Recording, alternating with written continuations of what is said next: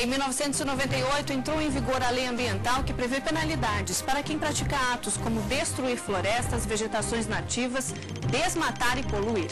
Mas essa legislação vai além, traz punições também para crimes contra os animais. Nesta semana, o Repórter Justiça abre espaço para discutir o tema dos maus tratos. Chutar um gato, maltratar um cachorro, submeter um cavalo a horas de trabalho sem comida e água são alguns dos exemplos que podem resultar em cadeia.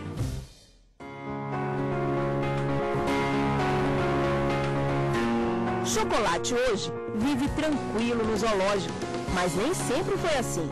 Até 2008, o Chocolate se apresentava nos picadeiros. Quando o circo em que ele trabalhava esteve em Brasília, o IBAMA realizou uma operação. Os fiscais alegaram que o elefante e outros animais eram vítimas de maus tratos. Na época, o IBAMA constatou que eles ficavam em locais sujos, não tinham acesso à água, estavam doentes e até mutilados. O representante do circo, o circo e o funcionário foram condenados em primeira instância e absolvidos pelo TJDF. O caso ainda aguarda o julgamento de recurso apresentado ao STJ pelo Ministério Público do DF Territórios. A Lei de Crime Ambiental, em vigor desde 1998, é clara. Atos de abuso, maus tratos, como ferir ou mutilar qualquer animal, configuram crime. A pena varia de 3 meses a 1 ano de prisão, além do pagamento de multa. Ocorre que qualquer crime no Brasil que não tenha violência contra a pessoa, a penalidade ela se converte em prestação pecuniária, que seria uma espécie de indenização. Também se converte em limitação de final de semana. Por exemplo, se a pessoa pegou 1 ano de punição, ela vai ficar 1 ano sofrendo a sua limitação de final de semana. Como assim? Ela vai ficar todo final de semana, sábado, 5 horas, domingo, 5 horas, em casa de albergado. Além dessas duas, nós temos aquela de prestação de serviço à comunidade. Se a pessoa pega 1 ano de cadeia, vamos supor, então durante 1 ano ela tem que trabalhar 1 hora todo dia para que cumpra aquela pena de prestação de serviço. No ano passado, a violência contra animais foi discutida no plenário do Supremo Tribunal Federal. Os ministros consideraram inconstitucional uma lei do Rio de Janeiro que autorizava as rinhas ou brigas de galo. Para a Corte, a legislação estadual ia contra a Constituição, que, assim como a Lei de Crime Ambiental, proíbe crueldade contra qualquer espécie e raça. Nesta clínica veterinária em Brasília, com frequência aparecem animais que foram maltratados.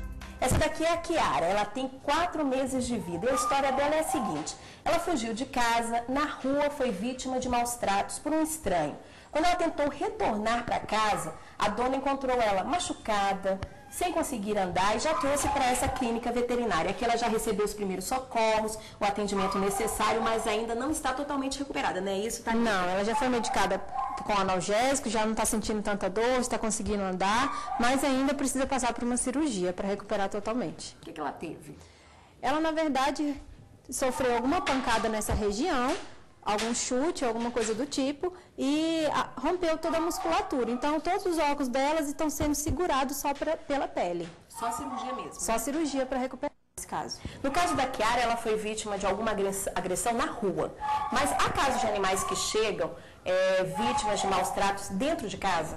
A gente tem um caso aqui de uma cadela que estava sofrendo maus tratos em casa, que a pessoa só dava comida e água, ela ficou mais de 1 mês trancada em um banheiro de casa. A hora que ela retornou para dar um banho, que a gente foi buscar a cachorro para dar um banho, e ela estava com 3 costelas perfuradas, quebradas. Os casos de violência se repetem por todo o país. Em Curitiba, por exemplo, foram aproximadamente 200 agressões no ano passado. Na Delegacia do Meio Ambiente, em Brasília, há uma média de 4 denúncias por dia. Na capital federal, as pessoas ligam para 197. Não precisam se identificar, mas é necessário usar o bom senso na hora de afirmar que o animal é vítima de agressão. Muitas vezes as pessoas confundem. O animal, em regra, ele vive no tempo, às vezes tem uma casa, algum local para ele passar a noite. E tem pessoas que nos denunciam que o cachorro está chorando de fome, que o cavalo está pegando chuva, Quer dizer, não são todos os casos que a gente considera crime de maus tratos. Só aquele onde ocorre assim, efetivamente um abuso. Carroceiro. O cidadão trabalha numa madeireira, coisa que é normal aqui, e aí leva aquele 12 metros de areia lavada, 1 metro de areia sabrosa. Só que, muitas vezes, ele trabalha de 8 até as 18, até as 20, e à noite ele aluga para outra pessoa. Aí nós temos o crime de maus tratos. Pelenguinho e Greg Rufino têm comida à vontade, carinho de sobra, passeios pelo campo da chácara. Estão numa espécie de aposentadoria depois de tanto trabalho forçado. Os dois eram usados na tração animal, transportavam muita carga e sofreram tanto que as marcas e os machucados podem ser percebidos mesmo de longe. Pelenguinho, por exemplo, foi queimado. Além disso, ficou com o olho esquerdo comprometido. Eu acho que na situação que eles se encontram agora é muito melhor do que a anterior, né? Olha, eles estavam muito debilitados. Eles mal conseguiam descer do trailer, né, que os trouxeram. Agora não, agora eles estão bem, a gente observa, né, que eles estão, assim, já ganharam peso. Os dois foram adotados pela professora que decidiu levar os cavalos para a chácara, assim que soube da história deles.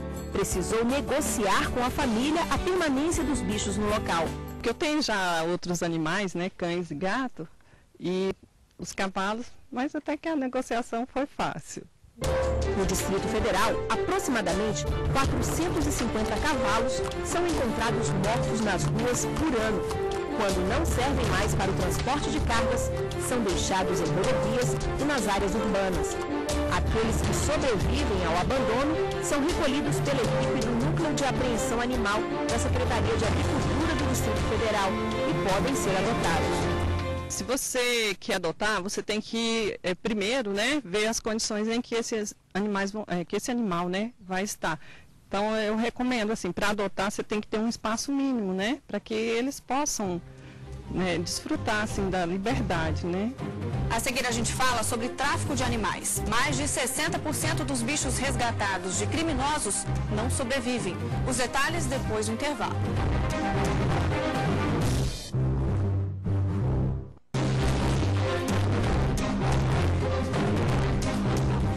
Em 2010, o IBAMA apreendeu 35 mil animais silvestres em todo o país. 80% deles eram aves. Elas atraem traficantes pelo canto, exuberância das cores e pela beleza. Em alguns casos, as instituições ambientais e de defesa de animais conseguem devolvê-las ao meio ambiente e garantir a liberdade. No entanto, para a maioria, o final é outro. Mais de 60% dos animais retirados das mãos de criminosos não resistem e morrem.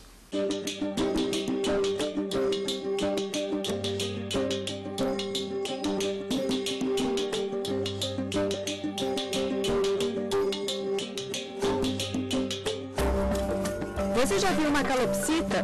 Esse bichinho simpático é um exemplo de animal exótico. Recebe a definição porque é importado, digamos assim. Os animais exóticos, eles são animais provenientes de outros países. Ou seja, são aqueles animais que não têm nenhum ciclo de vida evolutivo dentro do território nacional. A gente pode falar que são os animais importados, tá? Provenientes de outros continentes e de outros países. Muitas aves que hoje em dia são comercializadas, como a cacatua, a própria calopsita, o periquito australiano, são animais de outros continentes considerados para nós exóticos. Da mesma forma que as nossas aves nacionais, né, que se reproduzem aqui, que vivem aqui, são consideradas exóticas para eles, né, em outros países. Trazer animais para o Brasil é possível, desde que haja uma autorização. Esses animais, para ser importados, eles têm que ser importados com autorização do órgão ambiental, com autorização do IBAMA. Os que são vindos de outros países sem autorização constituem tráfico internacional de animais, que também o Brasil ele é rota de tráfico internacional, tanto da recepção de bastante cobras, como da saída dos nossos animais para outros países. Para ter um animal exótico em casa, não é preciso pedir a permissão do IBAMA, mas quem vende, sim. Por isso, na hora de comprar, é preciso estar atento. A pessoa que quer criar um animal para estimação, que não queira ser um criador, que não queira, não tem finalidade de comércio desses animais, ele pode adquirir um animal com nota fiscal de um criador comercial registrado pelo IBAMA, ou numa loja registrada. O animal normalmente vem com documento de identidade e uma nota fiscal e uma marcação, um anelzinho, uma tatuagem. Então, esses animais podem ser adquiridos de forma legais. E as araras, micos e papagaios? Esses são alguns dos animais silvestres. Fazem parte da fauna brasileira. Aqui, nascem, crescem e se reproduzem. Nesse caso, a lei é mais rígida. A autorização é obrigatória até mesmo para criar em casa. Caso contrário, se torna crime. Ainda que não haja intenção. Por exemplo, vai que você captura um papagaio que estava machucado. Se você adquiriu esse papagaio de forma ilegal ou você capturou na mata da sua fazenda, esse animal ele é ilegal, ele vai continuar ilegal para sempre. Então eu recomendo que se você tem esse animal, às vezes a pessoa fala, eu salvei, caiu do ninho, alguma coisa assim, procure o IBAMA, entregue esse animal ao IBAMA ou ao órgão ambiental do estado, que é a melhor forma de você estar ajudando esse animal. Esse animal ele vai estar recebendo os cuidados corretos, esses animais são silvestres, às vezes a alimentação deles, por mais que você dê alimento com carinho, é a alimentação adequada, e às vezes o animal precisa de algum cuidado veterinário melhor. E eles, sempre que eles têm condição de retornar à natureza, eles retornam. E eles, assim, vão ser mais felizes, digamos. Comércio ilegal de animais silvestres é a terceira atividade mais lucrativa. Fica atrás apenas do tráfico de drogas e de armas. A prática é constante, ainda que no país existam penalidades. A Lei de Crimes Ambientais determina que quem matar, perseguir ou comercializar animais silvestres sem autorização pode passar de 6 meses a 1 ano na cadeia e pagar multa. A pena aumenta se o crime for praticado contra espécie rara ou considerada ameaçada de extinção. Essa lei é bastante eficaz no caso do cativeiro domiciliar, das pessoas que têm animal como estimação. Mas no caso do traficante, seria necessário uma lei mais rígida para que a gente possa realmente estar coibindo esse tráfico. Esse crime que é um crime que tem a questão ambiental de você estar acabando com as populações locais dos animais e tem a questão dos maus tratos também, que você está fazendo atos de crueldade com animais. O Brasil é um atrativo tanto. As aves são as mais visadas. A diversidade de espécies, a beleza das cores, a suavidade do canto. Tudo isso chama a atenção dos criminosos. Eles agem em toda parte e a qualquer hora chegam a comercializar em plena luz do dia em rodovias. Os que decidem vender em outro estado ou fora do país usam técnicas para não levantar suspeitas.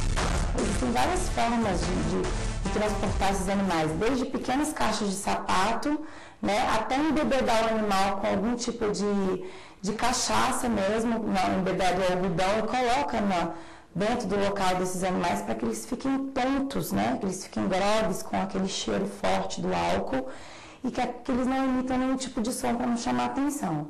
Então a gente já teve casos de animais que vieram transportados dentro de cano de PVC, né? Então assim, eles inventam uma forma de fazer isso, né? E o tráfico ele não só de aves, ele não só existe com a ave já pronta, digamos assim. Eles fazem muito também o tráfico dos ovos. Em 2010, o IBAMA, Instituto Brasileiro de Meio Ambiente e dos Recursos Naturais Renováveis, apreendeu 35 mil animais silvestres que estavam nas mãos de traficantes. 80% eram aves. O objetivo de operações como essas é garantir a liberdade para os animais. Mas entre 60% e 80%, ainda que resgatados, não sobrevivem. Uma recente que foi os canais que foram apreendidos no aeroporto, porque eles estavam acondicionados numa sacola de viagem. Quando a gente retirou o animal e começou a jogar comida, os animais estavam desesperados por alimento. Já deviam estar muito tempo sem ter recebido alimento e água. A água é fundamental. Então a gente colocava a água para eles tinham uma disputa, um desespero muito grande desses animais. E outra pior que é a forma de captura, que ainda tem de papagaios, que a gente chama de visgo, que é uma cola. Então pega o animal, cola e às vezes para tirar o pé fica. Então assim, são feridas horríveis, é mutilação mesmo. O crime existe não só porque alguém vende desrespeito aos animais e à lei, mas também porque do outro lado existe alguém que compra. Por isso, Raquel faz o apelo. Se você é contra a crueldade, se você é contra o tráfico, não compre animais silvestres. Se você quer realmente procure comprar de um criador que você sabe que é sério, que é registrado, não compre em feira, não compra em estrada, isso é o principal. Maus tratos acontecem, as mortes dos animais acontecem porque alguém está comprando. Porque se você paga o traficante, ele vai de novo na mata pegar mais animais. Então, eu deixei esse apelo à sociedade brasileira, para a gente parar e mudar com essa cultura e parar de comprar animal de tráfico. Daqui a pouco você vai conhecer a história de uma turma de animais que mudou e muito a vida de deficientes visuais. Os detalhes depois do intervalo. Até já. Voltamos a apresentar Repórter Justiça. Muito embora a maior parte das cidades brasileiras não esteja preparada para garantir mobilidade urbana a deficientes, quem tem algum tipo de limitação não está condenado a ficar apenas dentro de casa. Os cegos, por exemplo, podem ir às ruas com apoio de bengalas ou auxílio de um cão-guia. A gente mostra agora a história de Rap, Quartz e LEDs, uma turma treinada para viver com cegos e ajudá-los. Para esses labradores, andar pelo shopping, ir a restaurantes e viajar é coisa séria. Escurece a tela. Dia. Uma mulher acaricia um cão na varanda de uma casa. A convivência entre as duas tem tempo determinado. Logo, logo, Fernanda vai ter que devolver a Sol. A fêmea faz parte do projeto Cão Guia, que existe há 11 anos. Os labradores são treinados para viver com cegos. Nessa primeira etapa, é entregue ainda filhote a uma família hospedeira, que tem o desafio de socializar o cachorro. Sair para fazer passeios como um cão Fernanda doméstico, Alves, psicóloga do projeto Cão Guia. Passeios diversos, assim. E além desses passeios, fazer os específicos da socialização, que é levar o cão em ambiente de trabalho, lazer, estudo. Fernanda já acolheu 4 cães. Além de voluntária no projeto, é também psicóloga. É ela que escolhe as famílias que vão receber os animais. Os escolhidos devem estar cientes, principalmente, das dificuldades que vão enfrentar. Dificuldades de acesso mesmo. Apesar do projeto existir desde 2001 e ter um trabalho bem grande de divulgação, ainda assim a gente encontra algumas barreiras, de acesso. A família tem esse papel de fazer uma sensibilização da comunidade. Shiva já foi acolhida por uma família, retornou à sede do projeto. Durante 6 meses vai receber treinamento específico. Ele retorna para o centro. Sargento Carlos Dias, coordenador técnico do projeto Cão Guia. Digamos assim, para ver se esse cachorro tem ou não traços de agressividade, se ele tem fobia ou não, se é um cachorro que tem problema de estrutura óssea ou não. Tem que ter controle, esse cachorro tem que ser um cachorro disciplinado. Este equipamento, o arreio, é que faz a diferença. O Sargento Dias dá uma demonstração. Sem o arreio, a qualquer hora que se ofereça comida, o cão aceita. Com o arreio, Shiva sabe que não é hora de comer, por isso rejeita a ração. A escolha do labrador para ser cão-guia tem um motivo. É um cachorro dócil, é um cachorro que aprende facilmente, ele é um cachorro de uma ótima estrutura óssea e de estatura, e melhor do que isso, tem o processo de adaptabilidade. É um cachorro que se adapta muito facilmente a outras pessoas. O cachorro faz realmente esse papel da questão da inclusão social. Maria Lúcia Campos, coordenadora do projeto Cão Guia. Um usuário aqui que antes dele ter um cão guia, ele era aquele cego que estava de bengala, aquele moço e tal. Depois que ele passou a ter um cão guia, as pessoas se referem, não, aquele moço que está com o cachorro. Então deu uma outra conotação para ele, para a pessoa dele, né? Então ele diz que nunca mais ficou sozinho, onde quer que ele chega sempre tem alguém para conversar, né? Para os mais jovens aí, eu acho que as gatinhas chegam mais perto, por causa do cachorrinho bonitinho. Dia, um cão guia conduz um homem por um jardim. Rap passou por esse treinamento, foi aprovado. Hoje é um cão guia, o melhor amigo de Spencer. O rapaz nasceu com uma má formação na retina. Para sair, precisava ter alguém do lado. Depois que Rap entrou na vida dele, tudo mudou. O cão guia, você pode enfiar a cara, vai com fé. Spencer Miranda, você vai achar universitário. você não vai bater, você não vai cair. entendeu? O cachorro não vai te pôr em perigo. E eles têm ido longe mesmo. Viajam pelo Brasil e recentemente foram para os Estados Unidos. Imagine o Rap dentro do avião. Ele vai embaixo da poltrona. Ele vai embaixo do meu pé. Ninguém reclama? Sim, a gente vai pegar a primeira fileira porque ele é um pouco avantajado, né, o tamanho dele. A mãe de Rap, a Zeste, foi cão-guia durante anos. Hoje está aposentada. Tem câncer, faz tratamento e conta com o carinho da Fernanda. O Quartz, da mesma forma, parou de trabalhar após o diagnóstico de uma artrose degenerativa precoce. Ele participou até de novela para sensibilizar as pessoas de que o cão-guia é um direito do cego. Tem que estar com ele em todos os lugares. O Rap é ser que entrou na minha vida assim para praticamente me mostrar que eu não dependi, que eu podia me virar sozinho. Alguém que entrou, sabe assim, entrou na minha vida e me fez conhecer o mundo, que me fez outras coisas, que não era só esse mundinho que eu vivo aqui, né? Mudou minha vida completamente, assim, de cabeça para baixo. Um pequeno cão late no colo de uma mulher. E não é difícil encontrar gente que cria cães, não porque precisa, mas porque gosta mesmo. Nessa casa aqui mora a Dona Isabel, uma senhora que adora animais. Brasília, Boa tarde, Distrito Dona Isabel, Federal. tudo bem? Vamos entrar. Dá licença. Fiquem à vontade. A gente veio aqui conhecer de perto essa turminha da pesada que a senhora tem, né? É da pesada. Esse aqui é o Rufus, essa dali é a Shiva e aquela ali é a Maisha, uma turminha da pesada mesmo. Eu quero agora que a senhora me conte com detalhes a história de cada um. Vamos lá? Vamos conhecer a história deles. Foi preciso sentar, acalmar os cães para podermos conversar. Ela conta que a primeira a chegar foi a Maisha, uma chau-chau. Na época tinha 40 dias de vida, hoje com 8 anos. Depois veio o Rufus, 7 anos de muita travessura. Ele era da minha nora. Como ela engravidou e ele dá muito trabalho, ele veio passar Isabel os dias Batista, aqui em casa. artesã. E nunca mais voltou. E por último veio a Shiva. A Shiva é uma vira-latinha, né, de rua. E ela foi atropelada, minha filha recolheu, né, deu toda assistência, nós levamos para o veterinário. Eu falo pediatra que parece até que são filhos, né? Raças diferentes, mas grandes amigos. Onde um está, o outro aparece. A verdade é que eles não têm do que reclamar. Soltos o tempo todo, nada de coleira.